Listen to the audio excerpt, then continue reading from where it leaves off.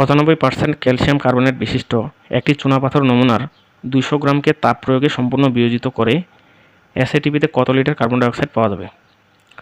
95% calcium carbonate বিশিষ্ট একটি চুনাপাথর নমুনার, তো চুনাপাথরের মধ্যে ক্যালসিয়াম কার্বনেট আছে, 100 ভাগের মধ্যে আছে ক্যালসিয়াম কার্বনেট 95 ভাগ, তাহলে 200 গ্রামে কতটুকু থাকবে?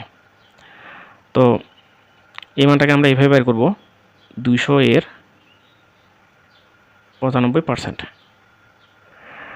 তাহলে 200 ইন্টু 95 ভাগ 100, 190 গ্রাম ক্যালসিয়াম কার্বনেট। তো 200 গ্রাম চুনাপাথর নমুনার মধ্যে 190 গ্রাম ক্যালসিয়াম কার্বনেট আছে। তো এখানে প্রশ্নে বলা আছে তাপ প্রয়োগে সম্পূর্ণ বিয়োজিত করে। তো আমরা যদি ক্যালসিয়াম কার্বনেটকে বিয়োজিত করি, ক্যালসিয়াম কার্বনেটকে বিয়োজিত করলে ক্যালসিয়াম অক্সাইড এবং কার্বন ডাইঅক্সাইড গ্যাস উৎপন্ন হবে। এখন যেহেতু এসএটিপিতে কত লিটার কার্বন ডাইঅক্সাইড উৎপন্ন হবে সেটা বের করতে হবে। এসএটিপি বলতে আমরা বুঝি standard ambient temperature and pressure, SATP. আর এই সমীকরণটিকে সমতা করতে হবে, যেহেতু সমতা করা আছে এই জন্য আমরা দেখতে পাচ্ছি কার্বন ডাইঅক্সাইড আছে 1 মোল। তো এসএটিপিতে 1 মোল পরিমাণ কোনো গ্যাসের আয়তন 24.789 লিটার। তো এসএটিপিতে 1 মোল পরিমাণ কোনো গ্যাসের আয়তন 24.789 লিটার।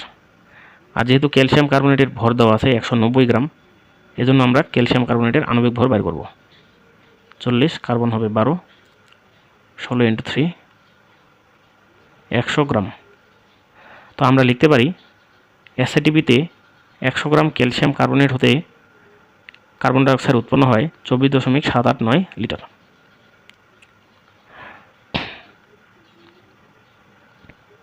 এসএটিপিতে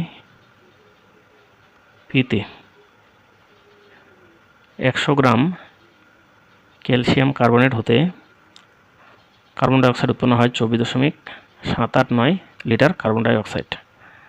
তো 1 গ্রাম থেকে কম, 24.789 ভাগ 100, এবং 190 গ্রাম থেকে কতটুকু উৎপন্ন হবে?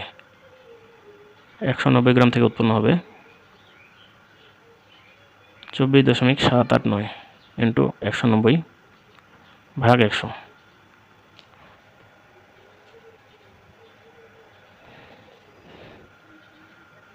47.1 লিটার কার্বন ডাইঅক্সাইড।